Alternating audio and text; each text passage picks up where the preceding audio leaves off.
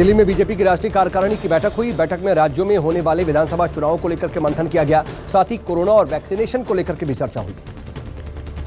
दिल्ली में बीजेपी की राष्ट्रीय कार्यकारिणी की बैठक के बाद पीएम मोदी ने कार्यकर्ताओं को मंत्र दिया। कहा, सेवा ही सबसे बड़ी पूजा, सहजता ही जीवन है, सभी नेता सहज रहे।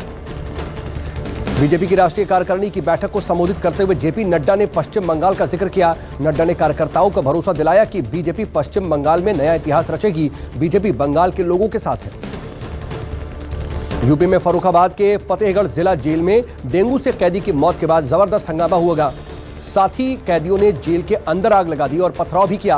कैदियों के हमले में डिप्टी जेलर समेत 30 से ज्यादा पुलिसकर्मी घायल हो गए। जयपुर में ग्लोबल जाट समिट में मेघालय के राज्यपाल सत्यपाल मलिक ने बड़ा बयान दिया है। किसान आंदोलन का समर्थन करते हुए कहा कि किसान आंदोलन देश का सबसे बड़ा आंदोलन है, जिसमें अब तक 600 लोग मर चुके हैं, लेकिन दिल्ली से एक चिट्ठी तक नहीं आई। किसान अपने हक के लिए हर कदम तक लड़ेंगे। किसानों की मांग को पूरा किया जाना चाहिए। मायावती के गढ़ अंबेडकर नगर में अखिलेश यादव ने भरी हुंकार। योगी सरकार पर निशाना साधते हुए अखिलेश ने कहा, कोरोना काल में सरकार ने गरीबों की मदद नहीं की। बीजेपी ने दुनिया में देश की बदनामी कराई। गरीब पिछड़ों को धोखा देकर के बीजेपी सत्ता में आई। समाजवादी पार्टी और आरएलडी के गठबंधन का ऐलान 21 नवंबर को हो सकता है। दोनों पार्टियों में यूपी चुनाव के लिए सीटों पर सहमति बनने की खबर सामने आ रही है। अखिलेश यादव और राष्ट्रीय लोक दल के मुखिया जयंत चौधरी साझा प्रेस कॉन्फ्रेंस करके यूपी में गठबंधन का ऐलान कर सकते हैं। सीएम केजरीवाल 2 दिन के दौरे पर गोवा पहुंचे हैं। केजरीवाल गोवा में पार्टी की तैयारियों का जायजा ले रहे हैं। गोवा में अगले साल विधानसभा चुनाव होने वाला है और चुनाव जीतने के लिए आम आदमी पार्टी जम करके मेहनत कर रही है। पेट्रोल डीजल की बढ़ी कीमतों को लेकर के राहुल प्रियंका ने केंद्र सरकार को घेरा। कहा, तेल की कीमतें 30-40 रुपए बढ़ाने के बाद 5 रुपए कम करने के झांसे को जनता अच्छी तरह से समझती है। प्रियंका ने गैस सिलेंडर और सरसों तेल की कीमतों को गिनाते हुए कहा कि अच्छे दिन का सपना दिखाने वाले कहा गए।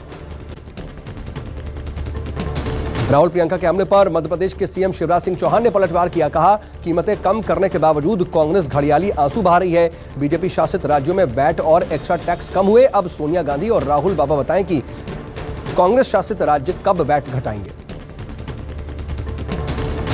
पंजाब सरकार ने पेट्रोल डीजल पर वैट घटा दिया है, जिससे पेट्रोल के दाम 10 रुपए प्रति लीटर और डीजल के दाम 5 रुपए प्रति लीटर कम हो गए हैं। सीएम चरणजीत सिंह चन्नी ने आज हुई कैबिनेट की मीटिंग के बाद पेट्रोल डीजल के दामों में कमी का ऐलान किया।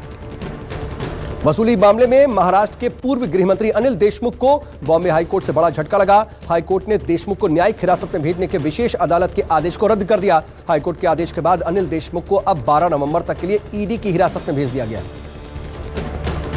प्रधानमंत्री मोदी फिर बने दुनिया के सबसे लोकप्रिय नेता। अमेरिकी फर्म के सर्वे में 70% अप्रूवल के साथ टॉप पर मोदी। पीएम मोदी को दुनिया भर में वयस्कों के बीच सबसे ज्यादा रेटिंग मिली है। रैंकिंग में 6ठे नंबर पर है अमेरिकी राष्ट्रपति Joe Biden. Purvanchal express way पर 16 नवंबर से फर्राटा भरेंगे यूपी के लोग। पीएम मोदी 16 नवंबर को सुल्तानपुर में पूर्वांचल एक्सप्रेस वे का औपचारिक रूप से लोकार्पण करेंगे। करीब 340 किलोमीटर लंबे इस एक्सप्रेस वे से पूर्वी और पश्चिमी यूपी के बीच की यात्रा का समय कम हो जाएगा। गुजरात के द्वारका में भारतीय जल सीमा में एक बार फिर पाकिस्तान ने नापाक हरकत की। पाकिस्तान मरीन ने भारतीय जल सीमा में मछुआरों पर फायरिंग कर दी। इसमें एक मछुआरे की मौत हो गई। 6 मछुआरों को अपहरण भी उसका कर लिया गया। महाराष्ट्र के मंत्री नवाब मलिक ने आज फिर बीजेपी नेता मोहित कंबोज पर बड़ा आरोप लगाया। कहा, कंबोज पर 1100 करोड़ के बैंक फ्रॉड का आरोप है और उनके 11 होटल चलते हैं। वानखेड़े और कंबोज के रिश्ते हैं। जल्द वीडियो जारी करके खुलासा करूंगा। नवाब मलिक के आरोपों पर मोहित कंबोज ने पलटवार किया। कहा, नवाब मलिक के सारे आरोप झूठे और बेबुनियाद हैं। मोहित कंबोज ने कहा कि बैंक फ्रॉड का आरोप पूरी तरह से गलत है। मैं नवाब मलिक से डरने वाला नहीं। तमिलनाडु में भारी बारिश का कहर जारी है। मूसलाधार बारिश से राजधानी चेन्नई में जगह जगह पर पानी भर गया है। लोगों के घर के अंदर भी पानी घुस गया है। बारिश और जलभराव से जनजीवन अस्त व्यस्त हो गया है।